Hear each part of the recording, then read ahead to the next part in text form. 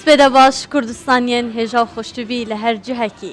بینەر و بیسەرێنمانە ڕێز و سڵاوێنمان قبول بکەن ئەڤڕۆ ڕۆژەکە گەلێک تایبەتە هەروەکیام دزانین بۆمە کووردا ئەڤڕۆ ڕۆژە ئاڵای کوردستانەیە ئەڤڕۆ ڕۆژەکە پیرۆزە بۆ هەر کوردێکێ بشەڕەف ئەزێ ڕۆژێ لە تەڤایە خەلکی کوردستانی پیرۆز دکەم لە پێشمەرگێن قارەمان لە شەهیدێن ڕێگای ئازادی خوازێ سپێدە باش شاکەر بەیانی باش دێرین زۆر سپاس لارجێگەیەکن سڵاوتان لێبێ ئەمڕۆ بۆ ئێمەی کورد ڕۆژێکی زۆر تایبەتە و پێویستیشە پیرۆزبایی لە هەموو گەلی کورد بکەین ئێمەش لە بەیانی 24 لە دەستپێکی ڕۆژەکەماندا تەواوی بڕگە و بابەتەکانمان ئەمڕۆ تایبەت دەبێت بە ڕۆژی ئاڵای کوردستان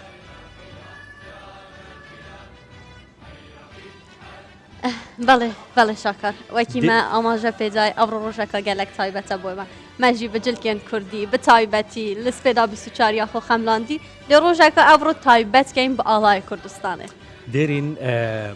ئەو جلە کوردیانە بۆ تۆ چیە گەیەنێت هەموو شتێک یعنی ئەگەر کولتوری من دەستوری من پێت خۆش بوو بۆ نمونە لە جێگەی کارەکەت یاخود ئەتیادی ڕۆژانە چۆن جلی مۆدە لەبەر ئەەکەیت بێگومان شانازی ئەگەر من هەموو ڕۆژێک بەجلی کوردیەوە بێ بەس پێم وابێت تۆزە هینی زۆرەوێ ها ماندووبوونی زیاترە لە شاوجلەکانی چونکە ڕستانیاتەکەی بەهێزترە بێگوژیت بۆ ئێمە شەر تەبعاان بە هەمان شێوەیە بەس خۆزگە بریاوا بووە ینی لە دام و دەستگا فەرمیەکانیش بووە یاخود بۆ نمونە ئێمە کە وەکو ڕاگەیاندکار بمانتوانایە کە ئەتیادی ڕۆژانە بەجلی کوردیەوە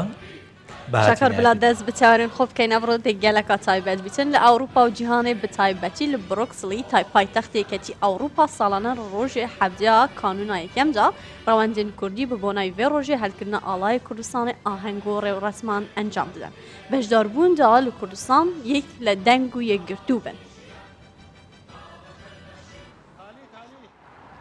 بەمەبەستی زیاتر ناساندنی ئاڵای کوردستان بە ئەوروپا و جیهان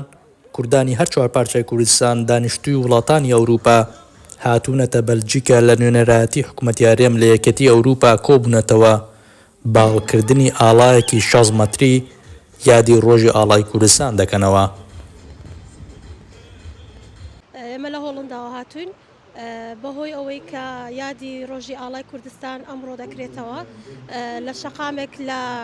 نوێنەرایەتی حکوومەتی هەرێمی کوردستان لێرەیە و کە ئاڵاکەی هەرێمی کوردستانیش شانبەشانی هەموو ئاڵایەکانی وڵاتان کە ئەو شەقامە زۆربەی سەفارەتەکانی و نوێنەرایەتیەکانی هەموو جیهانی لێیە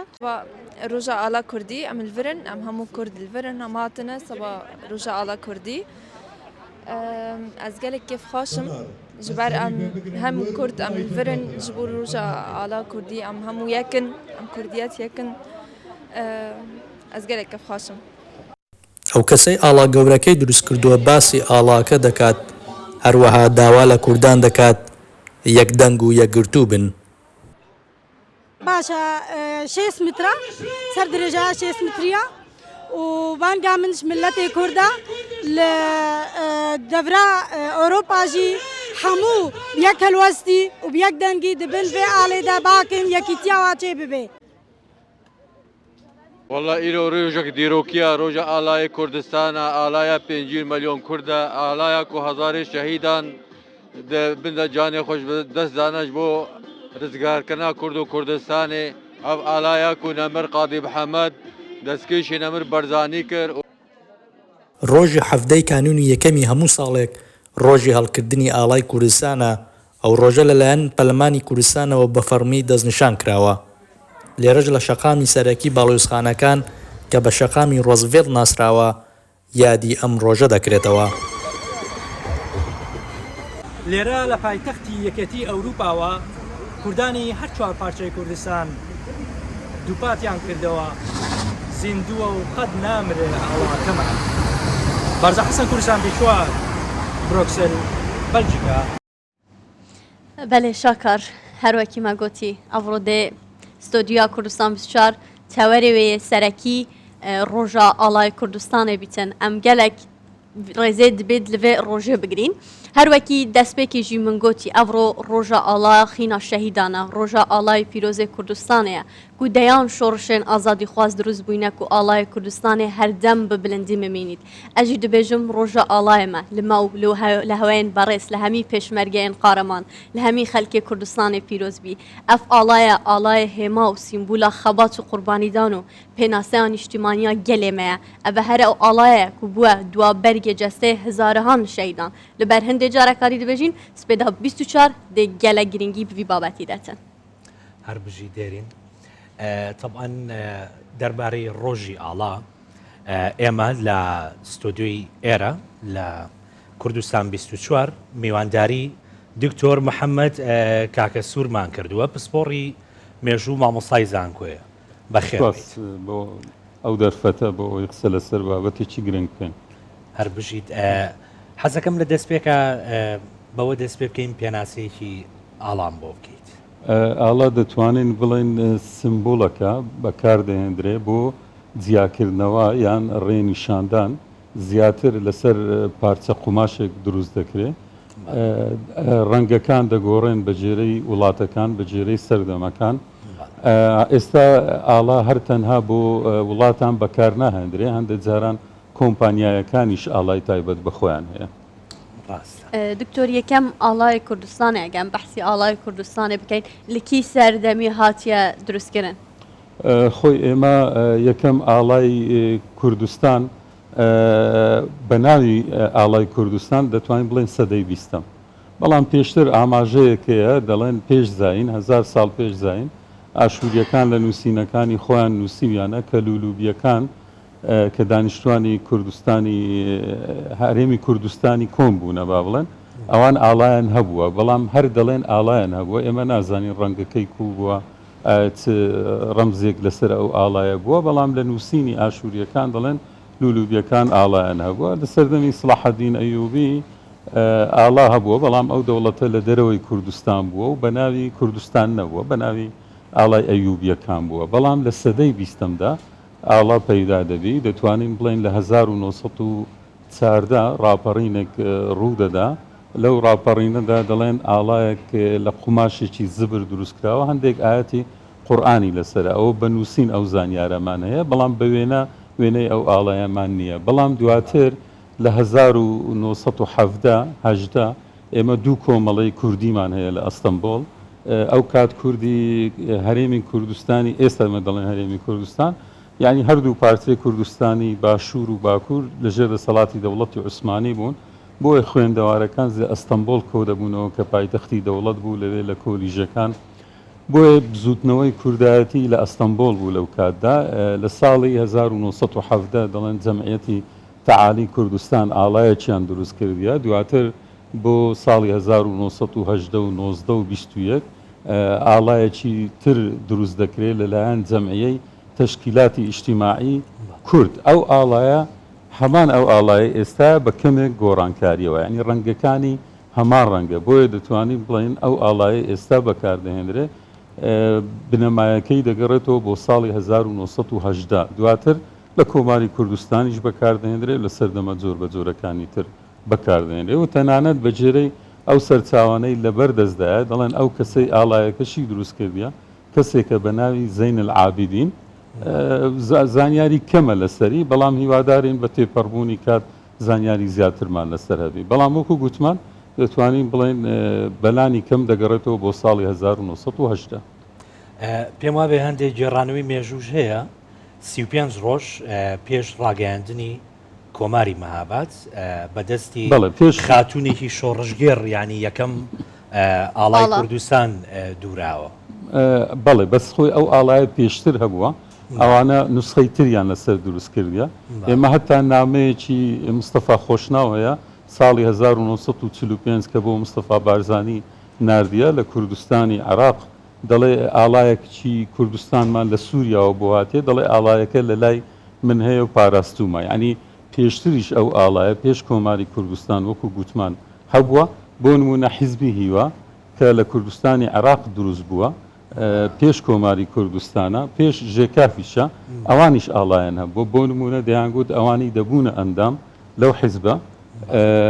سوێندان بە ئاڵای کوردستان دەخوارد لە پاڵ قورئان و خەنجەرێکدا کەواتە ئاڵا هەبووە بەڵام بەنهێنی بووە لەبەر ئەوەی نەتوانراوە بە ئاشکرا چونکە ئاڵا سیمبوڵی سربەخۆییە لەو کاتیشدا دەوڵەتی عراقی و ئینگلیزەکان کە لە عراق دەسەڵاتدار بوون هەندێک مافی ڕۆشنبیریان بە کورد ڕەوا دەبینی نەک مەسلەی ئاڵا و سربەخۆی بەڵام وەکو وتمان هەبووە لە لوبنان هەبووە لە لای خۆی بوون هەبووە یعنی وەکو گوتمان مێژوەکەی دەگەڕێتەوە بۆ ساڵی 1970 هەتا ساڵی 1940 کە ئەویش پێش کۆماری کوردستانە ئەڵمانەکان دەیانەوێت سوود لە بارودۆخی شەڕی دووەمی جیهانی وەربگرن ڕەمزی نافع کە کەسایەتێکی دیاری شاری هەولێر بووە ئەوان ویستیویانە لەگەڵ ئەو کارێک ڕێک بخەن فڕۆکەیەکی ئەڵمانی لە ئەڵمانیاوە دەیەوێت کۆمەڵە کەس لە کوردستاندا بەزێنی ئەو فڕۆکە ئەڵمانیا کە هاتیە ئاڵای ئەڵمانیا و ئاڵای کوردستانی لەسەر بووە وەکو ڕەمزێک بۆ کورد کەواتە وەکو گوتمان ئاڵاکە کۆنترە لە کۆماری کوردستانیش بەڵام جیاوازیەکە لەوەیە دەگوترێت ئەوەی سەردەمی کۆماری کوردستان هەندێک جیاوازی هەبووە لەگەڵ ئەو ئاڵای ئەمە ئێستا بەکاری دەینین لەوەی کە خۆرەکەی لە نێوان گوڵەگەنمک و گوڵە جوێک بووە وەر لە ناو خۆرەکەشدا پەڕەموچەیەکە بۆ نیشانە بووە بۆ قەڵا داوای لە بردن دەکەم دەمەوێت بینەوە سەرەوە باسەبەر هەر لە سلێمانیش حەمەڕەشید هەرە هونەرمەند و کەساتی دیاری شاری سلێمانیمان لەگەڵا بەیانی باش بەیانی باش زۆر سپاس ڕۆژی ئاڵات لێ پیرۆز بێتن مامۆستا لە هەموو کوردێکی بەشەرەف پیرۆز بێت لە خانەوادەی شەهیدان و شۆڕژێڕانی کوردستان هەر هەبوویان مامۆستا ئەگەر باسێکی ئاڵامان بۆ بکەیت بەڵێ ئاڵای کوردستان ئاڵای هێمایە بۆ شەرافەتی خاشی کوردستان بۆ شەرافەتی گۆڕی شەهیدانی کورد و کوردستان هێمایە بۆ هەبوونی کورد ئاڵای کوردستان ئەو ئاڵایەیەکەوە لە داگیرکەرانی کوردستان جیامان نەکاتەوە ئەو ئاڵایانەی کەوا لە پێشە بە زۆر بەسەریانە سەپاندبووین لە ژێر ئەو ئاڵایانە جێنۆساید و ڕەشەکوژی و ئەنفال و بە هەموو زۆرێک سزایان ئەدای سزای میلەتێکیانە جێنۆسایدی میلەتێکیانە کرد لە ژێر ئەو ئاڵایانە ئێستا ئاڵای کوردستان ئەو ئاڵایەیە کەوا ئاڵایەکی ئاشتیە ئاڵایەکە بە هیچ جۆرێک لە ئەو کوردستانی ئێمە ئەو ئاڵایی لە هیچ شوێنێک هەڵ نەگرتووە کەوا لە خاشی کوردستان نەبێ جگەلەوەی کەوا هێمایە بۆ ئەو گروپ و کۆمەڵانەی کەوا ئاڵای کوردستان پیرۆزەکەن ئاوا وەکو کاکە باسی کرد کاڵێ لە زمانی ئاشوریەکانەوە بەڵام بێگومان لە زمانی با بڵێن لە زمانی فێرعونەکانەوە ئاڵا هەر هەبووە و هەر کەسێک هەر میلەتێک ئاڵای خۆی هەبووە و توانیوێتی لە ژێر ئەو ئاڵایە کلتور و هەبوونی خۆی بپارێزێ بەو شێوەیە کەوا کلتور و توانای میلەتەکە و فەرهەنگی میلەتەکە خواستوێتی بەڕێز ئەمەوێ پرسیارێکت لێ بکەم تا چەندێک ئاڵای کوردستان توانیوێتی ببێتە مایی یەکڕیزی لە هەرێمی کوردستاندا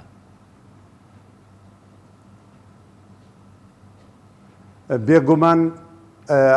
ئەو ئاڵایە کە هەموو بیر و بۆچوون و با بڵێن گروپەکانی ناو کوردستان یاخود کۆمەڵانی خەڵکی کوردستان لە هەر چوارپای کوردستانە کە ئەم ئاڵایان بە ئاڵای خۆیان زانیە مە خۆی لە خۆیە یەکڕیزیە ئەم ئاڵایە کارێکی وای کردووە بە هەموو شێوەیەک پیرۆزی خۆی لە کوردستانە فراوان بکات وە ببێ بە ئاڵایەکی پیرۆز بۆ کورد بەڵام ئەبینی کەوا زۆر لایەن هەیە کەوا دژی مەسەلەی سربەخۆی و ئازادی کوردستانن هەر لە خۆیانەوە چەند پەڕۆیەکیان هێناوە کردوان بەڵام ئەوەی کە ماوەتەوە ئاڵای کوردستانە ئەم ئاڵایی کەوا ئێسا بە یەخەی بنەوەیە ئەو ئاڵایی کەوا هەموو نوێژی بۆکەین ئەو ئاڵایی کەوا هەموو بۆیینە سەر چۆک ئەو ئاڵایەیە کەوا ئاڵای کوردستانە ئاڵای کوردستان با پێ بڵێم بە خوێنی شەهید بە خوێنی شەهید چەسپاوە و ئێستاش ئەو ئاڵایە هەرچەندە لەم لاولۆلا دەژایەت یەکرێ بەڵام ئاڵایەکە هێزی لە پشتە ئەو هێزەی لە پشتێتی بە بیر و باوەڕێکی پۆڵایین بەرگاوی کراوە لەبەر ئەوە ئەم ئاڵایەکە کەوا لە کوردستانە بۆتە ڕەمزی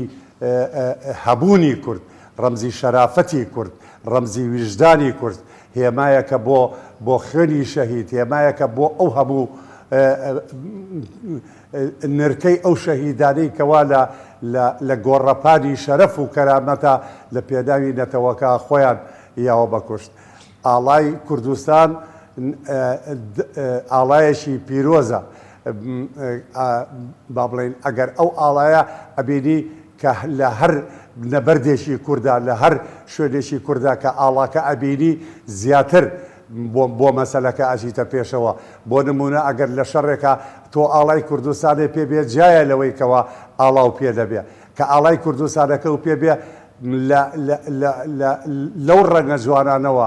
لەو هێما جوانەوە لەو دروشمەوە تۆ هێز و توانای خۆت بەکار ئێنیت و ئەو ئاڵایەیە کە ئەبێتە مایەی سەرکەوتن و سەرفرازینەتەوەی کورد مامۆستا حەمە ڕەشید لەگەڵمان بمێنەرەوە با بگەڕینەوە ستۆدیۆ مامۆستاتە بەحسی جیاوازیە ئاڵای نوکە و ئاڵای بەری سەرجەمە نوکەت کرد ئەگەر بۆمە زیاتر بەحز بکەیت جیاوازیاوەی خۆرێ نوکە و یا بەری نوکەت چ بوو وەکو گوتمان لە سەردەمی کۆماری کوردستان خۆرەکە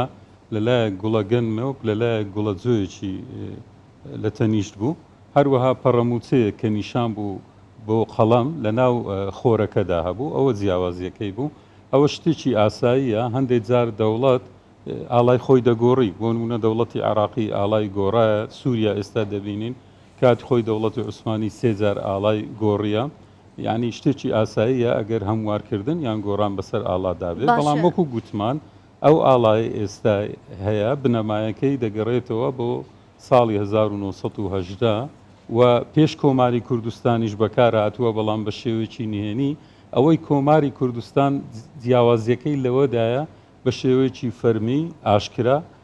لە ئاهەنگێکدا ئاڵایەکە هەڵکرا بەڵام پێشتر وەکو گوتمان لە لای خەڵکی بووە بە نهێنی بەکاریانینەوە باشە دکتۆر فەرقە مەسەن کە ئەف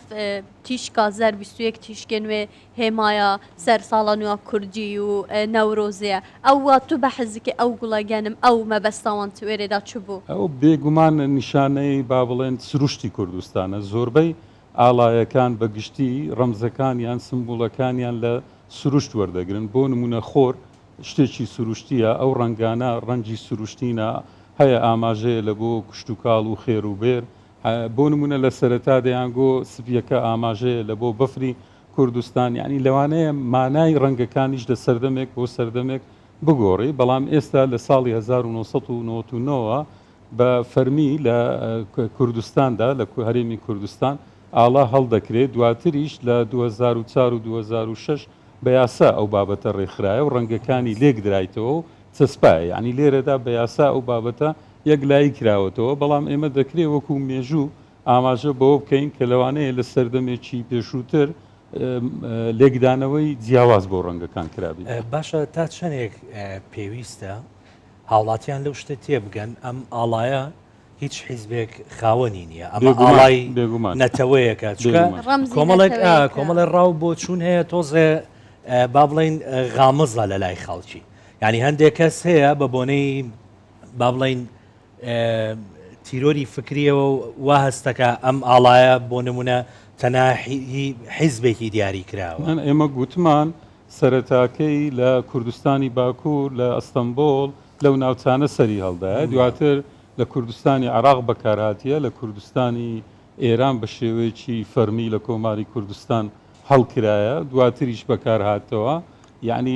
دەتوانین بڵێن لە زۆربەی پارچەکاندا بەکار هێنراوە حتا بەڵام ئاماژەش دەکرێت بۆ نمونە کوردستانی سوور ئاڵایان هەبووە بەڵام ئێمە دڵنیانینە هەمان ئاڵابی لە سەردەمی شێخ مەحموود ئاڵا هەبووە بەڵام جیاواز بووە لەو ئاڵایە دەگوترێت ئاڵایەکە سەوز بووە مانجێکی سوور لەسەر ئاڵایەکە بووە ینی جیاواز بووە لەو ئاڵایە کە ئێستا بەکاردەهێنرێ لە سەردەمی سمکۆ شکاکدا دەڵێن زیاتر لە ئاڵایەکە بۆ لە سوپایەکە بەکارهێنرایە هەر بەشێکی سوپایەکە ئاڵایەکی بەکارهێنایە یعنی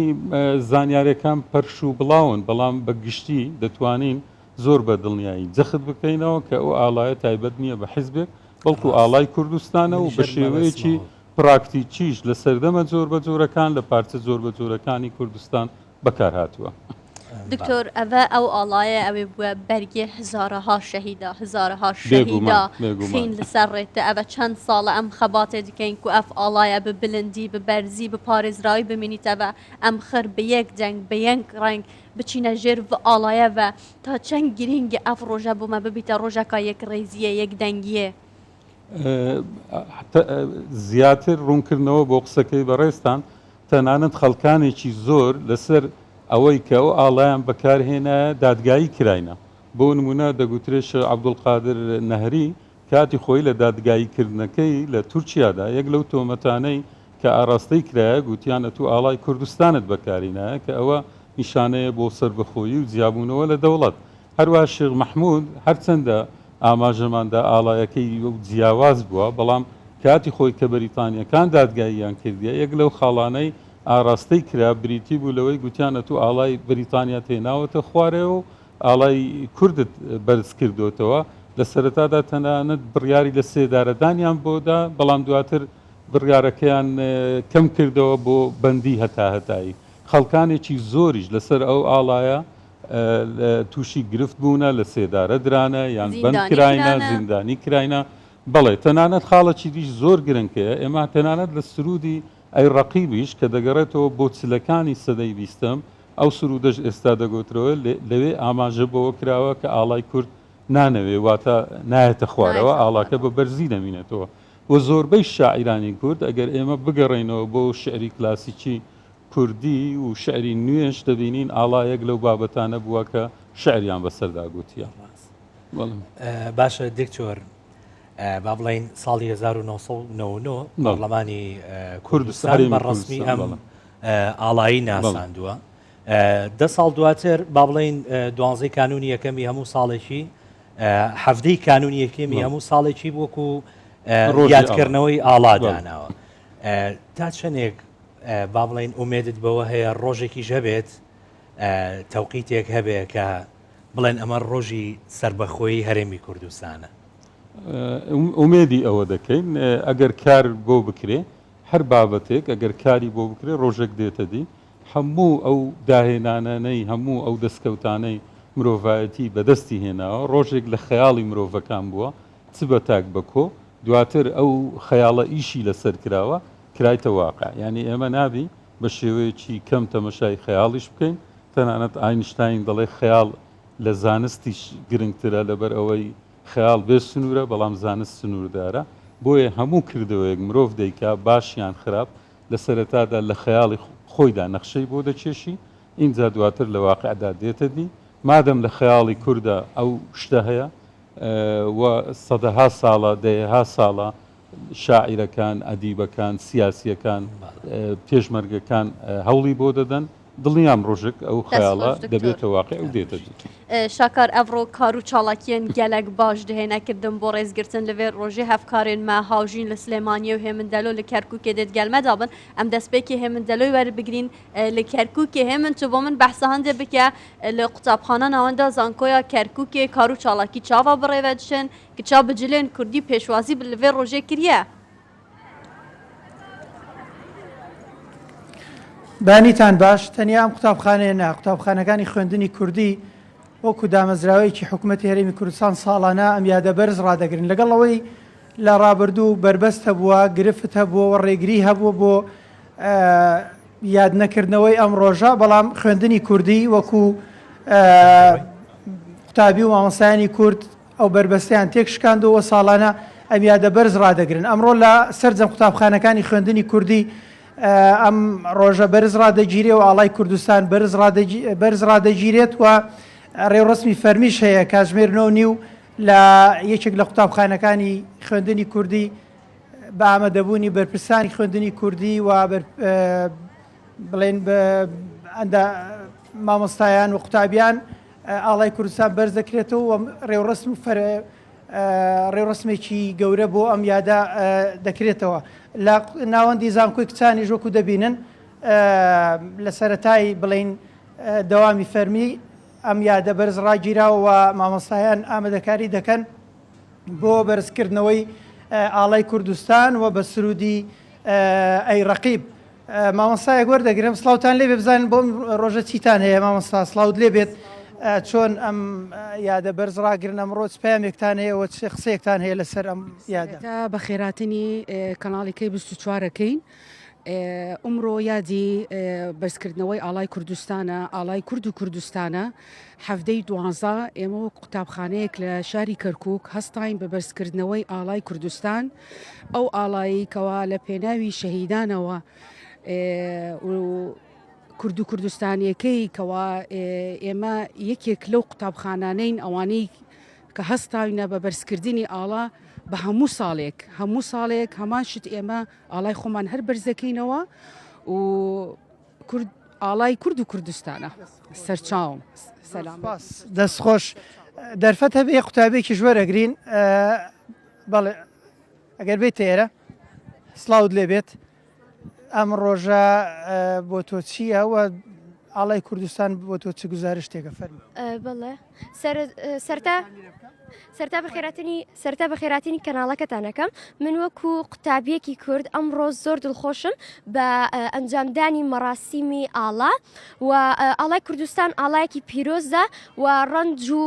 شەهیدی زۆرمان داوە لە پایێ و داواکارم لە خەڵکی کوردستان یەکڕیز بن بۆ ئەوەی ئاڵای پیرۆزی کوردستان هەروە بە بەرز و جوانی بمێنێتەوە زۆر سپاس. ئەمە پەیامی قوتابیان و مامۆستایانی ئەم قوتابخانێ بوو ناوەندی زانکۆی کچان بێگومانەوە کوتم مەراسیمەکە و بەرزکردنەوە ئاڵای کوردستان لەسەر جەم قوتابخانەکانی خوێندنی کوردی ئەمڕۆ بەڕێوە دەچێت بۆیە مەراسیمەکان ئەمڕۆ لە سەرجەم قوتابخانەکان بەرز ڕادەگیرێن و من دیمەنەکان بە ئێوە بۆ ئێوە بەجێ دێڵم ئەگەڕێم وەلاتان هەر بژی دێ من ئەچینە لای هاوکارمان هاوژین جەمال لە سلێمانی هاوژین بەیانیت باش باسێکی ئەمڕۆم بۆ بکە لە سلێمانی بڕیارە چی بکرێت چی چالاکیە کراوە وەلە سڵاوتان لێبێت بەیانیتان باش ساڵانە لەگەڵ هاتنی بۆرەنەتەوایەتیەکان بە تایبەت ڕۆژی ئاڵای کوردستان لە پارێزگای سلێمانیش هاوشێوەی سەرجەم شار و شارۆچەکانی دیکەی هەرێمی کوردستان چالاکی جۆرا و جۆر و هەروەها پێشانگای جۆرا و جۆریش تایبەت بە ڕۆژی ئاڵای کوردستان بەڕێوە دەچێت ئەوەی کە تایبەتە بە چالاکیەکانی ئەمڕۆ لە دوای کاتژمێردەوە چالاکیەکان بە تایبەت دەست پێ دەکات بە تایبەت لە هەردوو کەمپی کۆن و نوێی زانکۆی سلێمانی کە پێشانگای جۆرا و جۆر و هەروەها چالاکی جۆرا و جۆر بە بۆنەی ڕۆژی ئاڵای کوردستانەوە بەڕێوە دەچێت هاوکات هەر پاژنیوەڕۆی ئەم ڕۆژ بە چەند چالاکیەکی جۆرا و جۆر لە پارێزگای سلێمانی ڕۆژی ئاڵای کوردستان بەرز ڕادەگیرێت هاوکات بەشێک لە خوێندنگا تایبەتەکان و پەیمانگا تایبەتەکان و هەروەها زانکۆ تایبەتەکانی هاوشێوەی زانکۆ حکومەکان لە سنووری پارێزگای سلێمانی چالاکی جۆرا و جۆر بە ڕێخستنی پێشانگای کاری دەستی واروەها بە باسکردن لە گرنگی ڕۆژی ئاڵاوە چەند چالاکیەکی دیکەی جۆرا و جۆر کە بەشێک لەو چالاکیانش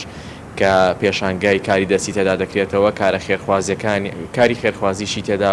دەکرێت بۆەوەی کە ئەو پێشانگانی کە دەکرێتەوە داهاتەکەی وەکو کاری خێرخوازی دەبەخشرێت با و شوێنە گشتیانی کە پێویستیان بە هاوکاریە بە گشتی چالاکیەکانی سنووری پارێزگای سلێمانی ئەمڕۆ لەوەدا خۆی دەبینێتەوە هاوکات لە کللتوری سەراژ لە ناو بازاری سلێمانی لە کاتژمێر 10:30 خولەک ڕێکخراوێک کە تایبەتە بە کەلەپول و فۆرکلۆری کوردی پێشانگایەکی کاری دەستی خانمان بۆ کۆمەڵێک خانمی دەستڕەنگین دەکاتەوە بەگشتی لە بەیانیەوە هەتا ئێوارە چالاکی جۆرا جۆر لە سنووری پارێزگای سلێمانی بەڕێوە دەچێت ساڵانی ڕابردووش هەر لەگەڵ هاتنی ڕۆژی ئاڵا لە پارێزگای سلێمانی چالاکی جۆرا و جۆر بەڕێوە چووە بە تایبەت لە بەردەرکی سەرا و چەند شوێنێکی دیکە بەڵام ئەوەی کە تایبەتە بە چالاکی گرنگەکان لە هەردوو کەمپی کۆن و نوێی زانکۆی سلێمانی سەر لە بەیانی ئەمڕۆ چالاکی جۆرا و جۆر بەڕێوە دەچێت و هاوڵاتیانی پارێزگای سلێمانیش ساڵانە لەگەڵ هاتنی ڕۆژی ئاڵای کوردستان بەڵێ هاوژی. ڕۆژی ئاڵا بەرز ڕدەگرن و چالێکی جۆرا جۆری بۆرەك دەخەن. زۆر سپاس کوتت گەلمە بابووی سپاس بۆ هەفکارمە هاوژین و لە سلێمانیت گەلمەدا بۆ ئەم جارەکە دیڤەت گەڕینە لە دەف میێوانێ خۆ حەمەڕەشید لە سلێمانیە مامستا حەمەڕەشید من دەوێت ئەس پرسیارە هەندێ بکەین ئەم چاوە هەستێ نیشتیمان پەروەریە ئەم چاوە سۆز و مەحیبەتە نیشتیمانێ ددلێن زارۆکێن خۆدا ددلێن گەنجێ خۆدا بچینین.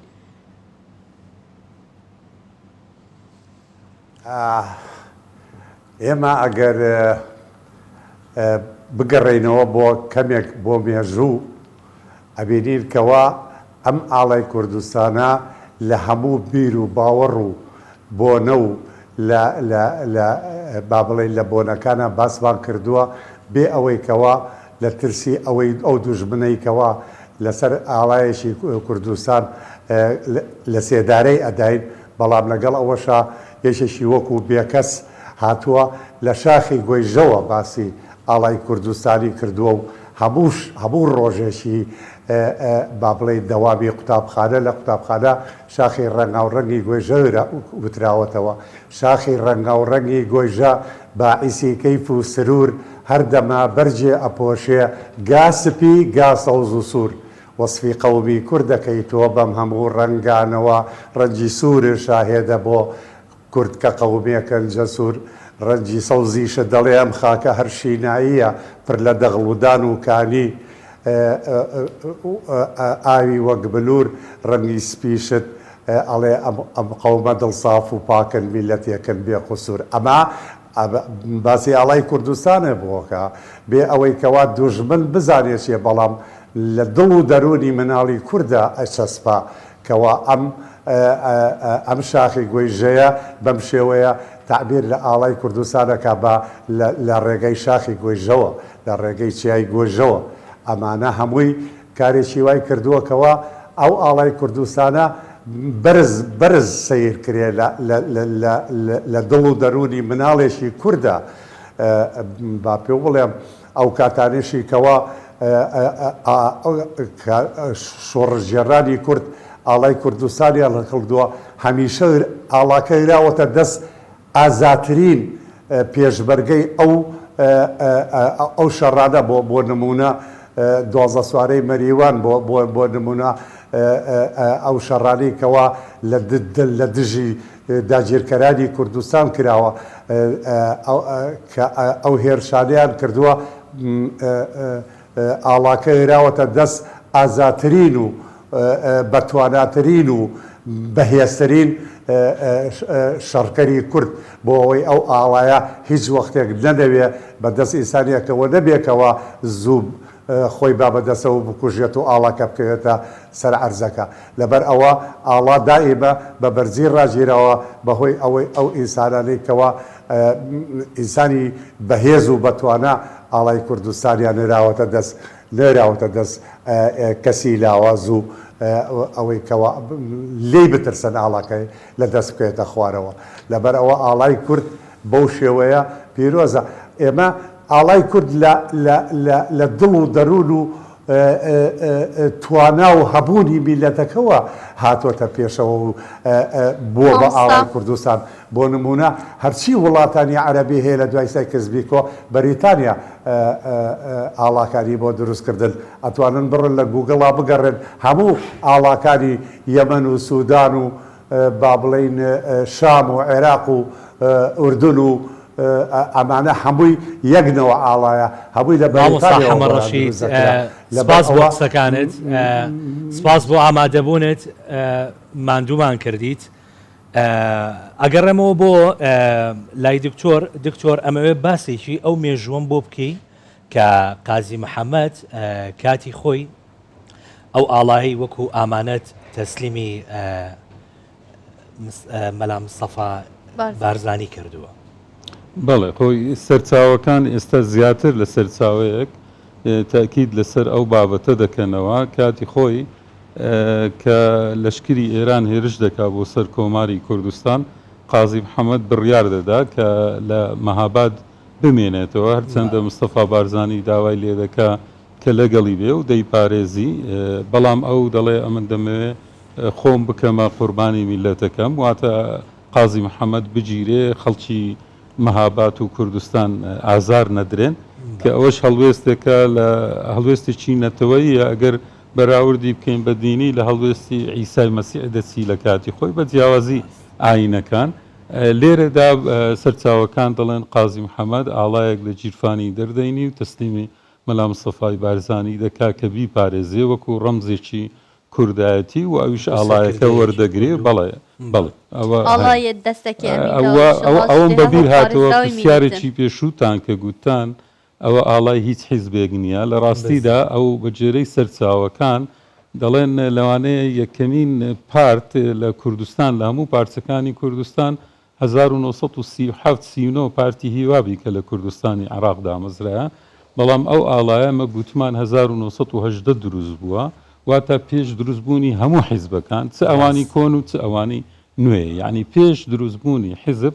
لە کوردستان لە هەموو پارچەکانی کوردستان ئەو ئاڵایە بوونی هەبووە دواتر حیزبەکان سوودیان لێبینیوە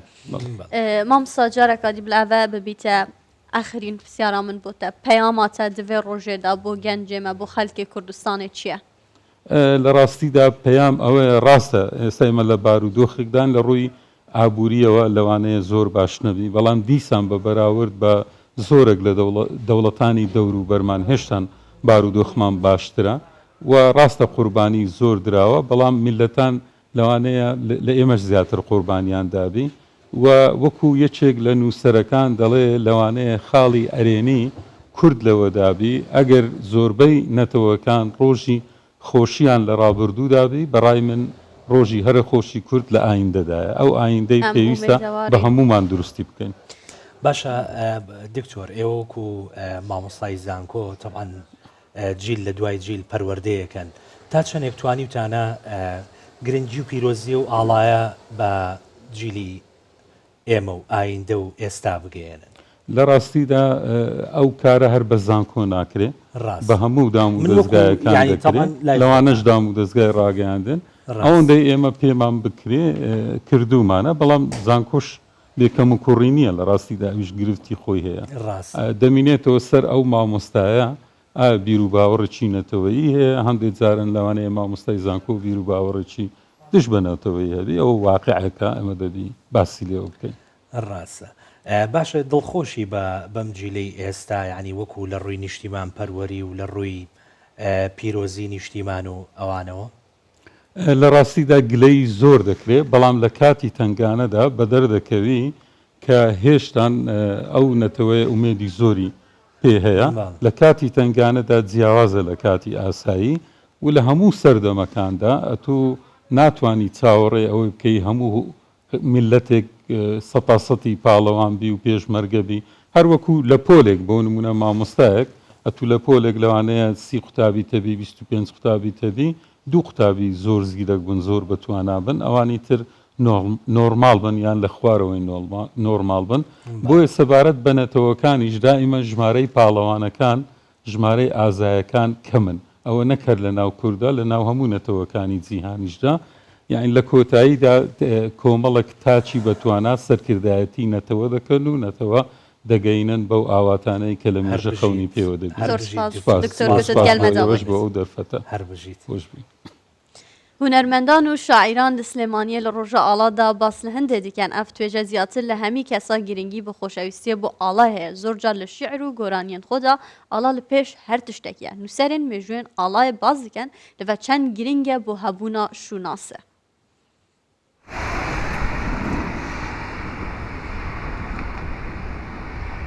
ڕەمزێکی شکۆمەند بە ئاسمانی کوردستانەوە خۆرێکی 21 تیشکی لە نێو ئاڵای کوردستان نیشانێکی گرنگە مێژووی گەلەکەمان کە زیاتر لە 2700 ساڵە بە چەندین ئاڵا دەناسرێتەوە ئەوەی ئێستا بە فەرمی ناسراوە ئەم ئاڵایەیە نووسەران و ئەدیبان لە سلێمانی دیارترین توێژن کە زیاتر لە هەموو کەس ئاڵایان لا پیرۆزە مامۆستا ئەمینی شاعیر بە نمونە لەوەتەی فامی کردووەتەوە ئاڵای کوردستانی لەسەر سنگیلانە بردووە ڕۆژانەش دێتە بەردەرکی سەرای سلێمانی بەدەم چاخواردنەوە تێر تێر لە ئاڵای کوردستان دەڕوانێت و دەڵێت ڕەمزی ژیانمانە ئەم ئاڵایە بۆیە خۆشمان دەوێت. پێم وایە لە زۆربەی مەحافیلەکانە ئەو هونەرمەندە گەورانەیە ئەو کەڵە شاعیرانی کە هەبوون کە چۆنە سەر سترێژیا چونە سەر شانووی مەسرح لە بەردەمیانە ئاڵای کوردستان بە سەربەرزی بە چاقاوایی دانراوە. خۆی لە خۆیان بەڕاستی گرنگی و ئاڵایە ناسنامەی هەمومان هەموو میلەتی کوردە هیچ چینێک و تۆژێک و حیزبێک و لایەنێک نییە. ئەمە ئاڵایە بەڕێی من خۆشحاڵە بووم کە هەموو نووسەر و هونەرمەندێکی بەتوانە هیچ شوێنە ناگرێ و ئاڵایە بەیەخۆ وایە من ئەمە ئەبینم بەڕاستی ئەو ڕۆژە لە ژیانمە خۆم بە متەفاعی لەزانم بە گەشتبینی ڕۆژان بەڕێ ئەەکەم بەڕێخبی ئەوەی ئەو هەموو هێرش و ئەم مەوزۆی ئەم دەرەوە وڵاتایی دەرەوە هەمووی لەسەر ئەم وڵاتەیە بەڵام بەڕێخمی ئەو ئاڵایە هەر لە ئەخیرا من وا دەڵێم زیندووە قەت نانەوێ ئاڵاکەمان. بۆ یەکەم جار ئاڵای کوردستان بە فەرمی لە کۆماری کوردستان لە مەهاباد لەلایەن پێشەوا قازی محەممەدەوە هەڵدرا کە زۆربەی کەسایەتیە سیاسیەکانی کوردستان تێیدا بەشدار بوون. لە نێویاندا ڕابەری بزاوی ڕزگاری خوازی کوردستان مەلا مستەفای بارزانی بوو کە دوای خامۆشبوونی کۆمار قازی محەممەد ئەو ئاڵایی بە ئەمانەت تەسلیمی بارزانی کرد. هونەرمەندانی سلێمانی دەڵێن وەکو هونەرمەند زیاتر شانازی بە ئاڵاوە دەکەین چونکە ئێمە دەتوانین گۆرانی بۆ ئاڵا بڵین و لە بۆنە نێوخۆی و دەرەکیەکان بەرزی بکەینەوە. ئێمە وەکو هونەرمەندان پێویستمان بەوە هەیە هەموو هونەرمەندێکی کورد ئاڵاکەی بگرێتە سەرشان و لە کاتی هەر ئاواز سڕینێک یا لە هەر شەعردانانێکە یا هەر بەندێکی پێشینان کە بوترێتەوە پێویستە ئەو ئاڵایە هەبێت و بوونی هەبێت. هونەرمەند پێویستە زۆرتر زیاتر ڕێز لە ئاڵا بگرێت چونکە نزیکترین کەس ئەوەیە کە سرود بە ئاڵای کوردستانەوە سربەخۆی هاوارەکە کەواتە هونەرمەند دەبێت لە هەموو کەسێک لە ئاڵاوە نزیکتر بێت. لە ساڵی 1999 بە بڕیاری ژمارە 26 پەرلەمانی کوردستان یاسای ژمارە 14 ئاڵای هەرێمی کوردستان دەرکرد کە لە دەمادا پێک هاتووە. دوای 10 ساڵ لە ڕۆژی 19 شەشی 2009 پەرلەمان لە دانیشتنێکی تایبەتدا ڕۆژی 7 دوانزەی هەموو ساڵێکی وەکو ڕۆژی ئاڵا دیاری کرد. دیاریکردنی ئەم ڕۆژە دەگەڕێتەوە بۆ ڕۆژی هەڵکردنی ئاڵاکە لە کۆماری کوردستان لە مەهاباد. ئاڵا ناسنامەیە شوناسە بۆیە لە هەرێمی کوردستانیش هاوشێوەی زۆر وڵاتی دیکە ڕۆژێک بۆ بەرزڕاگرتنی ئاڵا دیاری کراوە. ئاڵای کوردستانیش دەریایەک خوێنی بۆ ڕژاوە بۆی ئاوا بە سەربەرزی و سەرفرازی بشەکێتەوە. ئارام بەختیار کوردستان 24 سلێمانی. بەڵێ بینەران ئەگەر هەوا بپرسم و لە بینەرێن سوۆشال میدیا کوردستان 24 بپرسم بە وشەکێ یانژی بڕستەکێ وەسفە ئاڵای کوردستانێ بکەن دێ ئەو وشە یانژی ئەو ڕستە چ بیتن؟ دێرین نەورەز عەبدوڵڵا یەکێکە لە هاوکارە بەتواناکانی خۆمان میدیاکارێکی زیرەک و بە سەلیقەیە ئێستا لە لای خۆمان لە بەجلی کوردی و لامان میوانە کاک نەورەز بەخێر بی حەزەکەم وەکو میدیاکارێک سەرەتا باسێکی ئەم ڕۆژەم بۆ بکەی کە ڕۆژی ئاڵای کوردستانە دواتریش چەند شعرێکی جوانمان بۆ بخوێنەرەوە. کاشکار سپاس بۆ جەنابەتبیانیتان باش دێرین خانبیانیتان باش بەیانی بینەرانی کوردستان. من هاوکاری تۆ من ناوم شاکارە. کاک شاکار ئەزانم ئەمڕۆ هاجلی کوردیمان لە بەر ئێنێرژیمان زیادە جا لە ئێنێرژیا شاکار بەیانیتان باش دێرین خان بەیانی بینەرانی کوردستان 24 باش. بێگومان ئەمڕۆ ڕۆژێکی جیاوازە بۆ میلەتی کورد بە شێوەیەکی گشتی لەبەرەوەی ئێمە ئەگەر ئەوەی کە جیامان دەکاتەوە لە هەموو نەتەوەکانی دیکە ئەوەیە کە ئێمە عەتفێکی زیاتر خۆشەویستێکی زیاتر دەمان ببەسێتەوە بە ئاڵا لەبەرەوەی ئێمە تا ئێستا نەبووینێتە دەوڵاتمان نییە. بۆیە کاتێک ڕۆژی ئاڵا دێ کە 7 دیسەمبەرە ئەو ڕۆژە جیاوازە بۆ هەمان بەردەوام تمۆحی هەمومان ئەوەیە کە ڕۆژێک ئەم ئاڵایە ببینین لە سەربەخۆی کوردستان وانە بارگای نەتەوەیەکگرتوەکان هەڵبکرێ. ئێمە وەکو میدیاکاران لەو ڕۆژەدا حساسێکی دیکەمان هەیە بۆ کارکردن. بەردەوام سیاسەتی کوردستان 24 چکە ئێمە جگەلەوەی کە خۆمان کەسێکین ڕێز لەو ئاڵایە دەگرین و بە ناسنام و شوناسی خۆمانی دادنی لە هەمان کاتە ئێمە سیاسەتێکی نیشتیمانیانەمان هەیە لە کوردستان 24. شعرین خۆ بۆمە ببێ ئەم چاڕی شعرانە خزمەتدا ئەوە هەر ینی مەبەستم لەو بوو کە کارکردنی ئێمە بەو شێوەیە لە چوارچەوەی سیاسەتی نیشتیمانیانەی کوردستان 24. من لە خزمەتتاندا کەسە دەست پێ بکەین با دەست پێ بکەین. نزم موزیک هەیە وانە؟ بەڵێ تو کەرەم کە؟ باش. ئاڵام پارچە قوماشێکە نەڕۆحی هەیە نەجیان. ئاڵام پارچە قوماشێکە نەڕۆحی هەیە نەجیان. نەجوێی هەیە من ببیستێ نەدەتوانێ بۆم بێتە دوان. وەلێ هەرجار کە دەیبینم لە ئاسمان دەشەکێتەوە لە بەردەمیا بێدەنگ دەبم تاوێ بۆی دەچەمێمەوە. هەر ئەو ئاڵا بێزمانەیە هەر ئەو ئاڵا بێزمانەیە کە هەڵدەکرێ لە وڵاتان بە 100 زمان هەوار دەکات. منم من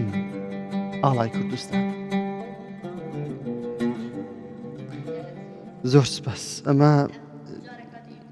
وەرگرین بۆ ڕخسەتا دەبین هەفکارێمە ئازەر لە هەولێرە دیگەلمەیە ئازەر تو بۆمە بێژە هەولێرە پایتەخت چاوە پێشوازیە لەوێ ڕۆژە دکەتن. بڵێ ئالانیش لە دووەک لەگەڵمانە بەڵام پێم باشە یەکەم جار ئازەر باسێکی کار و چالاکیەکانی هەولێرمان بۆ بکە بزانین لێرە بڕیارە چی بەڕێوە بچێت. بەیانیتان باش ڕۆژی ئاڵای کوردستانتان پیرۆز بێت. ئێمە ئێستا لە قوتابخانەی هەڤاڵانی بنەڕەتین لێرە مەراسیمێکیان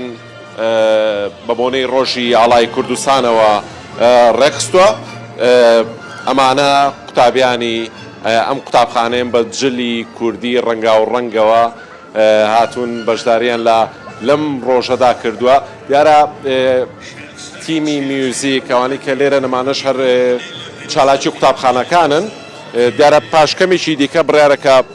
وەزیری پەروەردەی حکوومەتی هەرێمی کوردستان لێرە ئامادە بێ واروە بەڕێوەبەری گشتی پەروەردەی هەولێریش لێرە ئامادە بن و مراسیمی ڕۆژی ئاڵای کوردستان بکەنەوە بەرزی ڕابگرن. من مامۆسایەکم لەگەڵدای مامۆستا بێتێرەوە ئەمڕۆ جلی کوردیشی لەبەر کردووە. ڕۆژی ئاڵات پیرۆز بێ. پێیانتان چێ وەکو مامۆستایان بە بۆنەی ڕۆژی ئاڵای کوردستانەوە؟ سەرتا ئاڵای کوردستان لەو ڕۆژە پیرۆزەدا پیرۆزبای خۆم ئاراستە هەموو گەلی کوردستان دەکەم. هیوادارم هەر ئاڵای کوردستان بە بەرزی و شەکاوی ببینم ئینشاءڵڵا. شعرێکە ئامادە کردبوو. شعرەکە چی بوو؟ وەڵا لەسەر ئاڵا بوو. تۆ کە ئاڵای کوردستانی بەرگی کفنی شەهیدانی کەسە بەرز ئەەکەمەوە ئەدبینم نەک هەر جوانی شای جوانانی. هەرەوەندە بووە. سەلامەت بسواز خۆش بێ. بەڵێ بڕیارە ینی پاش کەمێکی دیکە مەراسیمەکە لە قوتابخانەی هەڤاڵانی بنەڕەتی بە بەشداری وەزیری پەروەردەی حکوومەتی هەرێمی کوردستان و بەڕێوەبەری گشتی پەروەردەی هەولێر لێرە فیستیڤاڵێکی جوان لەگەڵ قوتابیان